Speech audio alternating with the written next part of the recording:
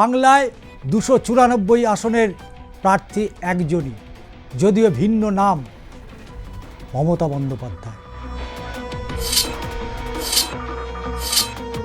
বাম এবং কংগ্রেস তারা এককভাবে লড়লেও মনে করছেন যে তারা এবারে বিধানসভার গেটের দরজা খুলতে পারবে।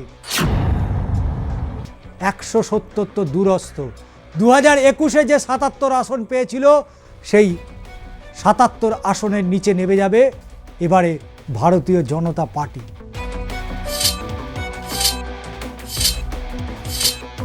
বিজেপি, তৃণমূল কংগ্রেস, কংগ্রেস এবং সিপিআইএম চতুর্মুখী লড়াই।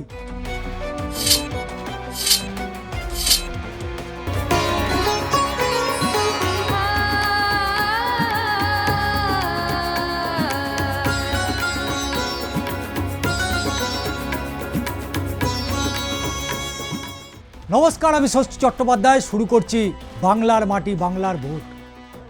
২৯৪টি আসন দখলের জন্য ভিন্ন রাজ্য থেকে মুখ্যমন্ত্রীরা আসছে বাংলায়, কারণ সারা ভারতবর্ষের চোখ এই মুহূর্তে বাংলার দিকে রয়েছে এবং বাংলায় ২৯৪ আসনের প্রার্থী একজনই, যদিও ভিন্ন নাম, মমতা বন্দ্যোপাধ্যায়।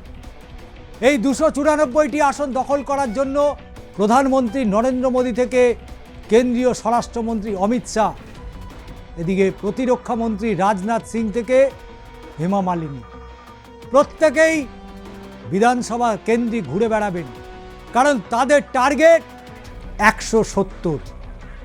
কিন্তু কেউ কেউ বলছেন ১৭০ তো দূরস্থ, ২০২১-এ যে ৭৭ আসন পেয়েছিল সেই ৭৭ আসনের নিচে নেমে যাবে এবারে ভারতীয় জনতা পার্টি। কিন্তু প্রশ্ন উঠছে যে এবার সিপিএম এবং কংগ্রেসের সেই শূন্য গেরো কি কাটবে? তারা কি বিধানসভায় ঢুকতে পারবে? তারা বিধানসভায় মানুষের কথা তুলে ধরার সুযোগ কি পাবে? মানুষ কি সেই সুযোগ দেবে বাম কংগ্রেসকে? কারণ বাম এবং কংগ্রেস তারা এককভাবে লড়লেও মনে করছেন যে তারা এবারে বিধানসভার গেটের দরজা খুলতে পারবে। তাদের জন্য যে বিধানসভায় তালা পড়েছিল ২০২১-এ, অর্থাৎ আসনে, এবার সে তালা খুলতে চলেছে বাম এবং কংগ্রেস উভয়। কারণ বহরমপুর থেকে অধীর রঞ্জন চৌধুরী, মালতীপুর থেকে মৌসম, কংগ্রেস এই দুটি আসনে আশায় বুক বেঁধেছে।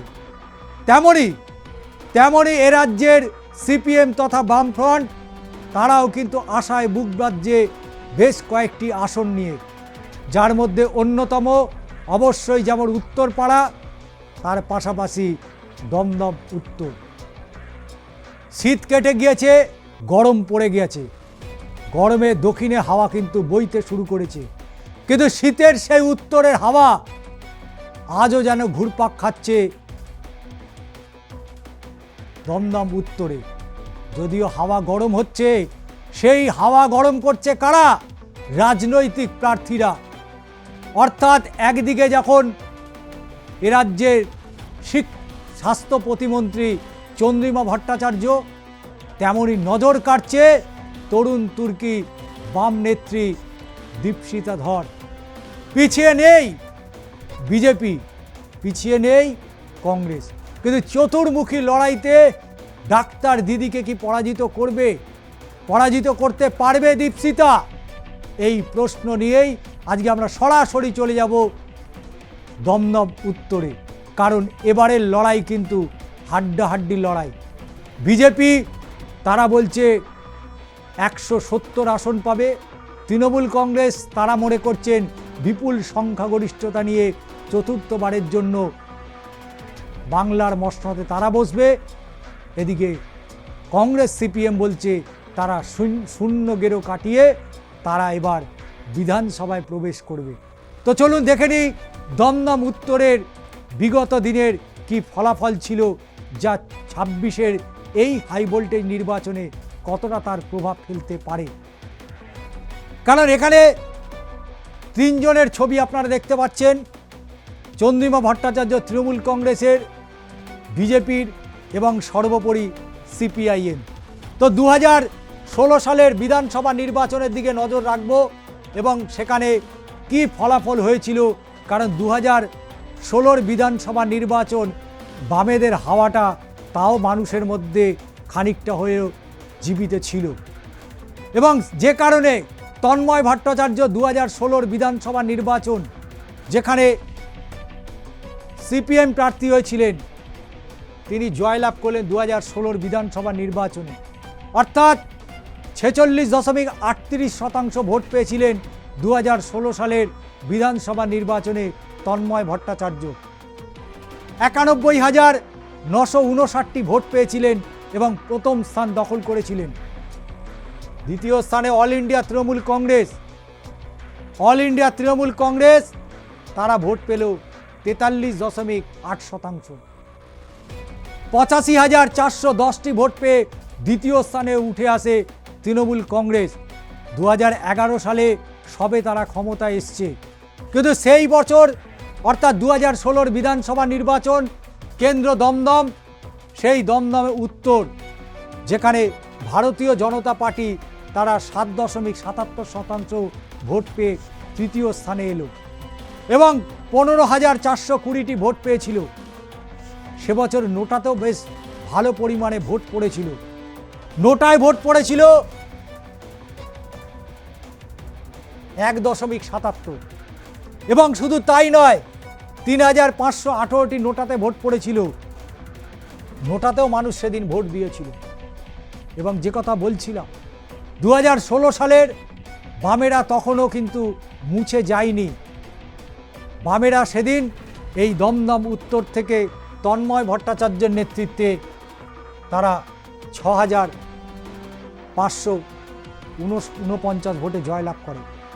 কিন্তু পরবর্তী নির্বাচন ঘাড়ের ওপর নিঃশ্বাস ফেলছিল 2019 লোকসভা নির্বাচন।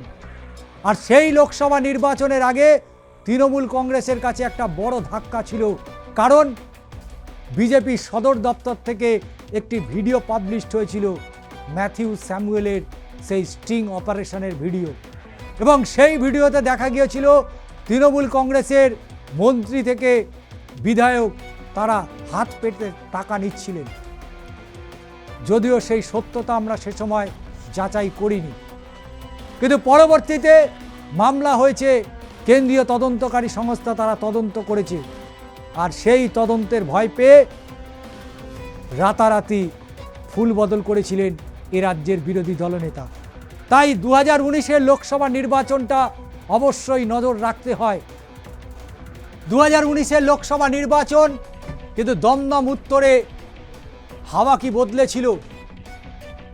দমদম লোকসভা কেন্দ্রে যেখানে হাড্ডাহাড্ডি লড়াই ছিল, সৌগত রায় তিনি অল ইন্ডিয়া তৃণমূল কংগ্রেসের প্রার্থী হয়েছিলেন এবং সেই সৌগত রায় 42.51% ভোট পেয়েছিল, অর্থাৎ 5,12,062টি ভোট পেয়েছিলেন 2019 লোকসভা নির্বাচনে। ভারতীয় জনতা পার্টি তারা দ্বিতীয় স্থানে উঠে এসে তারা ভোট পেল 4,59,063, আর পার্সেন্টেজ অফ ভোট শতাংশের বিচারে যদি আমরা দেখি 38.11% ভোট পেয়ে দ্বিতীয় স্থানে ছিল। কিন্তু সিপিআইএম, কারণ 2019 বাম কংগ্রেস তারা জোট করল না, কারণ 2019 লোকসভা নির্বাচন তারা এককভাবে লড়াই চালালো। 13.91% সিপিএম ভোট পেল দমদম লোকসভা কেন্দ্র থেকে এবং 1,67,590টি ভোট পেয়েছিল 2019 লোকসভায়। ইন্ডিয়ান ন্যাশনাল কংগ্রেস, শুভঙ্কর সরকার বর্তমান তিনি প্রদেশ কংগ্রেস সভাপতি, তিনি মনে করলেন কংগ্রেস এবার 294টি আসনে একা লড়াই করবে, তাই তারা জোট করল না। অর্থাৎ 19-এর পরে 2026-এ আর কোনো জোট নেই বাম এবং কংগ্রেসের। তাই 2019-এর যে লোকসভা, সেই লোকসভায় 2.42% ভোট পেল ইন্ডিয়ান ন্যাশনাল কংগ্রেস, অর্থাৎ 29,491, এবং নোটাতে ভোট পড়েছিল 1.20%, অর্থাৎ 491টি নোটায় ভোট পড়েছিল 2019-এর লোকসভা নির্বাচনে। লড়াই হয়েছিল এবং লড়াই হওয়ার কারণে বিজেপি দ্বিতীয় স্থানে উঠে এলো। তারপরে এলো 2021-এর নির্বাচন, রাজ্যে পরিবর্তনের হাওয়া। বাংলার মানুষ বলছে নাকি বাংলায় পরিবর্তন হবে, বিজেপি সরকার গঠন করবে। একাধিক চিত্র উঠে এসেছিল বাংলার রাজনীতির বুকে। বিভিন্ন সময় মানুষ চাইছিলেন পরিবর্তন এবং সেই পরিবর্তনকে হাতিয়ার করতেই বিজেপি মরিয়া প্রয়াস চালিয়েছিল। কিন্তু 2021-এর এই বিধানসভা নির্বাচন, যেখানে একাধিক ইস্যু ছিল, দমদম উত্তরেও, কারণ দমদম উত্তর হচ্ছে পুরসভা, সেই দমদম উত্তরে অল ইন্ডিয়া তৃণমূল কংগ্রেস অর্থাৎ চন্দ্রিমা ভট্টাচার্য, যে চন্দ্রিমা ভট্টাচার্যকে 2016 সালে পেছনে ফেলে দিয়েছিলেন সিপিআইএম প্রার্থী তন্ময় ভট্টাচার্য, সেই চন্দ্রিমা ভট্টাচার্য আবার ব্যাক করল 2021-এর বিধানসভা নির্বাচন। সেখানে 95,078টি ভোট পেয়েছিলেন চন্দ্রিমা ভট্টাচার্য এবং রাজ্যের গুরুত্বপূর্ণ মন্ত্রীপদ পেলেন স্বাস্থ্য প্রতিমন্ত্রী থেকে স্বরাষ্ট্র প্রতিমন্ত্রী। অর্থাৎ সেই চন্দ্রিমা ভট্টাচার্য তিনি স্বাস্থ্য প্রতিমন্ত্রী, পরবর্তীতে তিনি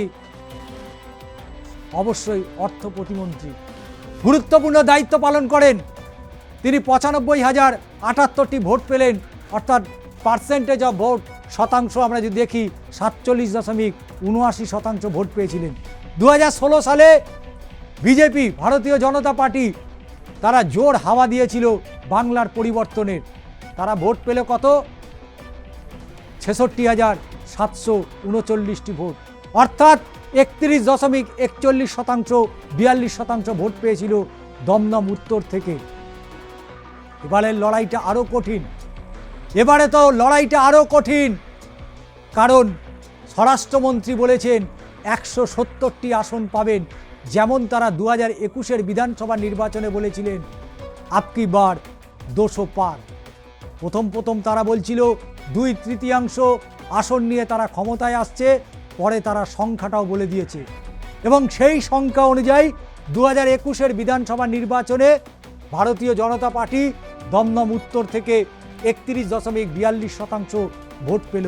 বাম কংগ্রেস তারা জোট পাকিয়ে দিল, জোট করে ঘোট করলো, কিন্তু সেই ঘোট মানুষ মেনে নিল না। তাই মানুষ 45,462টি ভোট দিয়েছিল বাম কংগ্রেসের জোটকে, অর্থাৎ 21.45%। নোটাতে ভোট পড়ল কত? 0.99%। 2111টি নোটায় ভোট পড়েছিল। চন্দ্রিমা ভট্টাচার্য তিনি 2021-এর বিধানসভা নির্বাচনে জয়লাভ করে রাজ্যের গুরুত্বপূর্ণ মন্ত্রী হলেন, তার মধ্যে স্বাস্থ্য প্রতিমন্ত্রী, এবং স্বাস্থ্য প্রতিমন্ত্রী হওয়ার সুবাদে তিনি রাজ্যের বিভিন্ন স্বাস্থ্য বিষয়ক বারবার ছুটে গিয়েছেন। কিন্তু আরজি করের ঘটনা মানুষ কিন্তু ভোলেনি, কারণ আরজি করের ঘটনা রাজ্যের মানুষ ভোলেনি। যেভাবে একজন কর্মরত চিকিৎসককে ধর্ষণ এবং নৃশংস করা হয়েছিল, সেই ঘটনায় মানুষ যেভাবে তীব্র প্রতিবাদের পথে নেমেছিল, তখন মনে হচ্ছিল এই বুঝি গেল রব উঠল, তৃণমূল কংগ্রেস চলে গেল বুঝি। কিন্তু ড্যামেজ কন্ট্রোলে নেমেছিলেন তার নাম রাজ্যের মুখ্যমন্ত্রী মমতা বন্দ্যোপাধ্যায়। আজকে সেই অভয়ের মা পানিহাটি বিধানসভা কেন্দ্র থেকে বিজেপির প্রার্থী হয়েছেন। অনেকেই বলছেন তিনি নির্দল প্রার্থী হলেও অনেক বেশি হয়তো ভোট পেতেন। মানুষ দু হাত ভরে দলমত নির্বিশেষে মানুষ ভোট দিতেন, কোনো রাজনৈতিক রং না দেখে। তিনি ভোট দিতেন একজন কন্যাহারা মাকে। তিনি সুবিচার পাওয়ার জন্য অবশ্যই তিনি নির্বাচনে প্রতিদ্বন্দ্বিতা করছেন। কিন্তু সেই লড়াইটা যদি নির্দল প্রার্থী হয়ে দাঁড়াতেন তাহলে হয়তো মানুষ আরও বেশি তাকে সমর্থন করতেন। তো যাই হোক, এই কেন্দ্রীয় রাজ্যের স্বাস্থ্য প্রতিমন্ত্রী চন্দ্রিমা ভট্টাচার্য দমদম উত্তর থেকে তিনি 28,499 ভোটে 2021-এর বিধানসভা নির্বাচনে জয়লাভ করলেন। কিন্তু 2024-এর লোকসভা নির্বাচন, যে নির্বাচনে হাড্ডাহাড্ডি লড়াই দমদম কেন্দ্র, যে দমদম কেন্দ্র একদিকে সৌগত রায় আর একদিকে সিপিএমের সুজন চক্রবর্তী এবং বিজেপি প্রার্থী, ত্রিমুখী লড়াই। কারণ বাম কংগ্রেসের জোট ছিল।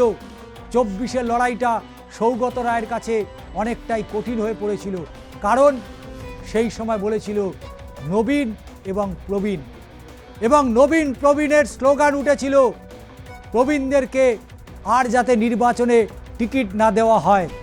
সেই তালিকায় অনেকেই ছিলেন। শ্রীরামপুর লোকসভা কেন্দ্রের যিনি প্রার্থী হয়েছিলেন আইনজীবী কল্যাণ বন্দ্যোপাধ্যায়, কলকাতা উত্তর সুদীপ বন্দ্যোপাধ্যায় এবং দমদমের সাংসদ সৌগত রায়, যাদেরকে নিয়ে প্রশ্ন উঠেছিল দলের অন্দরেই, এবার তাদের অব্যাহতি দেওয়া হোক, দলের কাজে ব্যবহার করা হোক। কিন্তু নামটা কি জানেন তো? মমতা বন্দ্যোপাধ্যায়। তিনি জানতেন কাকে দিয়ে কোন ম্যাচ বার করতে হয়, আর 26-এ ঠিক একই গেম খেলেছেন। কোন ম্যাচ কাকে দিয়ে জেতাবেন, কোন ম্যাচ কে বার করতে পারবে, সেটা তিনি চাক্ষুষ বোঝেন। বাংলায় বিজেপির 40 জন হাই প্রোফাইলের প্রচারক আসবেন। লড়াইটা একজন মহিলার সাথে লড়তে 40 জনের তালিকা তৈরি করতে হয়, কিন্তু বাংলায় মমতা বন্দ্যোপাধ্যায় একাই 100, আর তিনি 294 আসনের প্রার্থী। তো যাই হোক, 2024-এর লোকসভা নির্বাচন লড়াইটা খুব কঠিন হয়েছিল সৌগত রায়ের কাছ থেকে, কিন্তু সেই সৌগত রায় 1 লাখের বেশি ভোটে জয়লাভ করেছিল। 41.95% ভোট পেয়েছিল 2024-এর লোকসভা নির্বাচনে। 5,28,579টি ভোট পেয়েছিলেন সৌগত রায়। ভারতীয় জনতা পার্টি সেখানেও লড়াই দিয়েছিল। তারা দ্বিতীয় স্থানে উঠে এলো লোকসভা নির্বাচনে। তারা 36.34% ভোট পেল, অর্থাৎ 4,57,919টি ভোট পেল। কিন্তু দেখার বিষয়, বাম কংগ্রেসের জোট হাওয়া উঠেছিল দমদমের রং বুঝে এই পরিবর্তন হবে।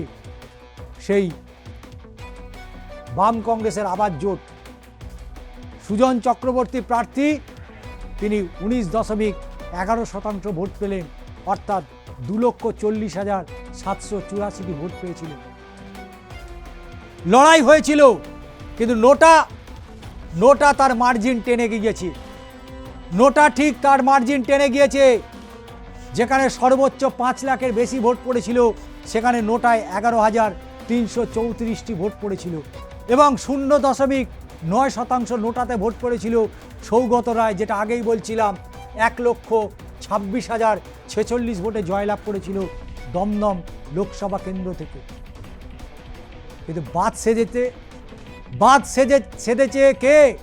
বাদ সেধেছে SIR। তৃণমূলের বিরুদ্ধে অনেক দুর্নীতির অভিযোগ এসছে, বিভিন্ন সময় বিভিন্ন ধরনের দুর্নীতির অভিযোগ, কখনো কয়লা, কখনো বালি, কখনো শিক্ষা, বিভিন্ন সময়। এবং শুধু তাই নয়, নারী সুরক্ষা, এ রাজ্যের নারী সুরক্ষা নিয়ে বারবার শাসক দলকে বিঁধেছে এ রাজ্যের বিরোধীরা। কিন্তু আরজি করের যে লড়াই শুরুটা করেছিল বামেরা, আরজি করের লড়াইটা শুরু করেছিল বামেরা। যেদিন বুদ্ধদেব ভট্টাচার্য রাজ্যের প্রয়াত মুখ্যমন্ত্রী বুদ্ধদেব ভট্টাচার্যের অন্তিম শোভাযাত্রা, সেই শোভাযাত্রার সময়কালেই আমরা দেখেছি যে আরজি করে কি নির্মমভাবে, নৃশংসভাবে একজন কর্মরত চিকিৎসককে তার হাসপাতালে, তার নিজের এলাকার মধ্যে যেভাবে তাকে ধর্ষণ করে খুন করা হয়েছিল, সেই ঘটনায় শিউরে উঠেছিল সারা বাংলার মানুষ তথা সারা দেশের মানুষ। বিদেশেও প্রতিবাদ হয়েছিল এই ঘটনার প্রতিবাদে, কিন্তু সেই 2021-এর বিধানসভা নির্বাচনে যিনি দমদম উত্তর থেকে জয়লাভ করে এলেন, সেই রাজ্যের স্বাস্থ্য প্রতিমন্ত্রী, রাজ্যের অর্থ প্রতিমন্ত্রী চন্দ্রিমা ভট্টাচার্যর লড়াইটা কিন্তু এবারে বেশ কঠিন। একথা আমরা বলছি না, একথা বলছে দমদম উত্তরের বাসিন্দারা। তারা বলছেন আরজি করের যে ঘটনা ঘটে গেছে সেই ঘটনা মাফ করার কোনো জায়গা নেই, কিন্তু মমতা বন্দ্যোপাধ্যায় বলছেন উন্নয়নই তাদের শেষ কথা। তাদের বিরুদ্ধে অনেক কেচ্ছা কেলেঙ্কারির অভিযোগ এসছে, সেটা পুরনিয়োগ দুর্নীতি হোক, শিক্ষা চুরি হোক, শিক্ষকের চাকরি চুরি হোক, কয়লা কেলেঙ্কারি হোক, গরু পাচার হোক, একের পর এক ঘটনা। কিন্তু তাদের একটাই অস্ত্র, উন্নয়নের অস্ত্র। তারা লক্ষ্মীর ভাণ্ডার থেকে তারা স্বাস্থ্যসাথী, খাদ্যসাথী, একের পর এক প্রকল্প করে গিয়েছে 1.5 দশকে। সেই 1.5 দশকের যে উন্নয়ন, তারই মাঝে একের পর এক মাস্টার স্ট্রোক মমতা বন্দ্যোপাধ্যায়। দুয়ারে হাসপাতাল থেকে শুরু করে যুব সাথী, লক্ষ্মীর ভাণ্ডার, বিধবা ভাতা, একের পর এক প্রকল্প, বাংলার বাড়ি। কিন্তু এ রাজ্যে ভারতীয় জনতা পার্টির সরকার, দিল্লির সরকার, তারা কতটা ফোকাস দিয়েছে, তারা কতটা দিয়েছে। আজকে একের পর এক ঘটনায় মানুষকে লাইনে দাঁড় করিয়ে দিয়েছে। সেটা আধার কার্ড, সেটা ডিমনিটাইজেশন, মানুষের অস্তিত্বের লড়াই।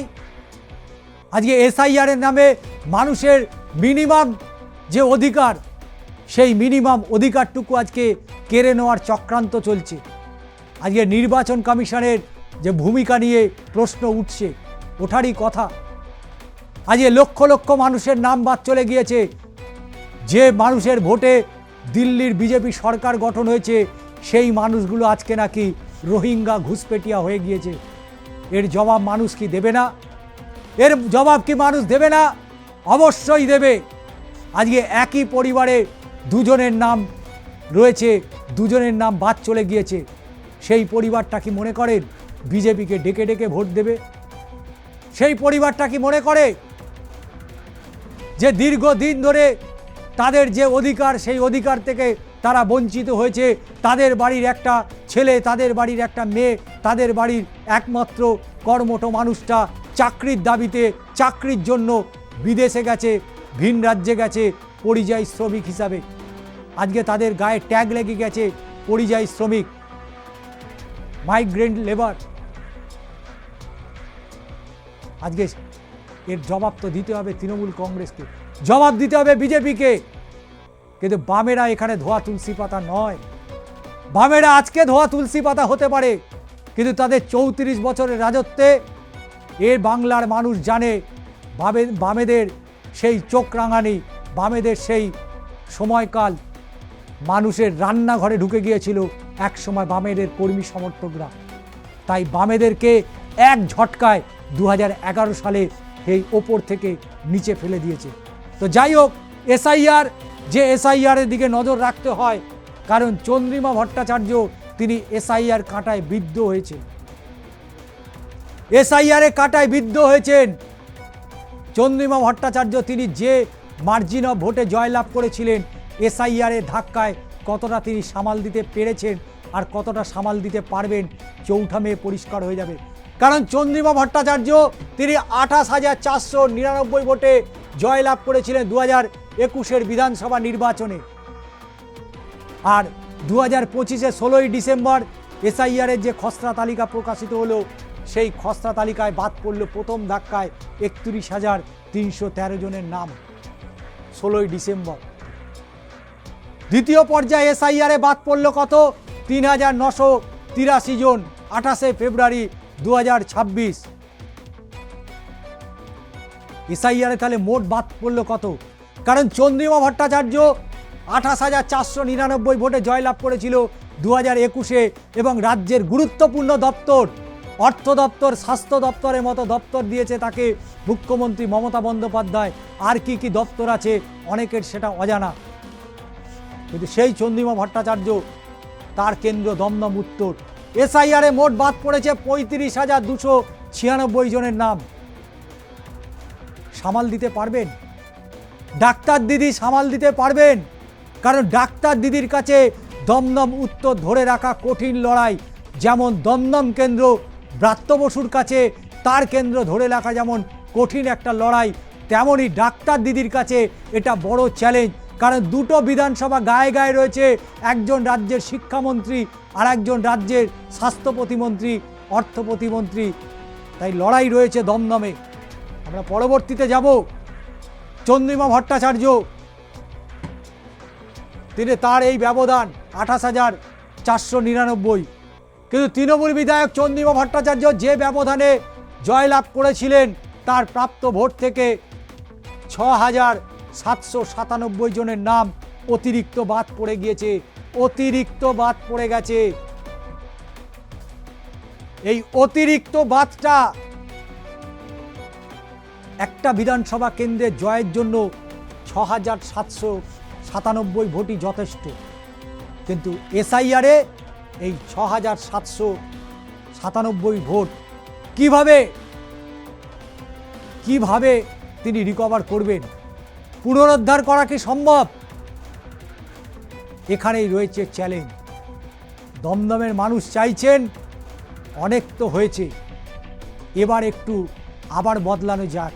কারণ 2016তে তন্ময় ভট্টাচার্যকে মানুষ বিপুল পরিমাণের ভোট দিয়েছিলেন। এবারের ক্যান্ডিডেট, এবারের প্রার্থী দীপশিতা ধর, যে দীপশিতা আন্দোলন জানে, যে দীপশিতার শিক্ষা দীক্ষা কোনো রকম কোনো প্রশ্ন ওঠে না, তার লড়াই, তার বক্তব্য, তার সেই ঝাঁঝালো বক্তব্যের বাংলার মানুষ জানে। তাই দীপশিতা এখানে যতগুলো প্রার্থী হয়েছে সব থেকে তরুণ প্রার্থী।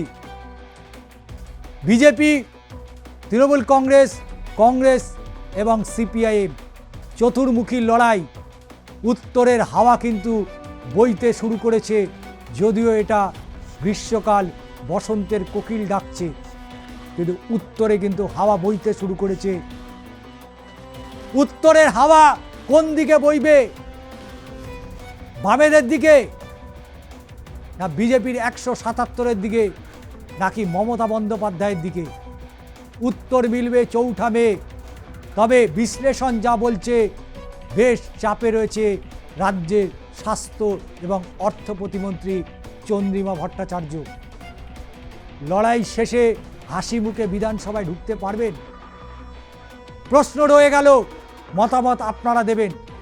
এবং অবশ্যই 2026-এর এই হাই ভোল্টেজ নির্বাচনে আপনার গণতান্ত্রিক অধিকার প্রয়োগ করতে একেবারেই পিছু পা হবেন না।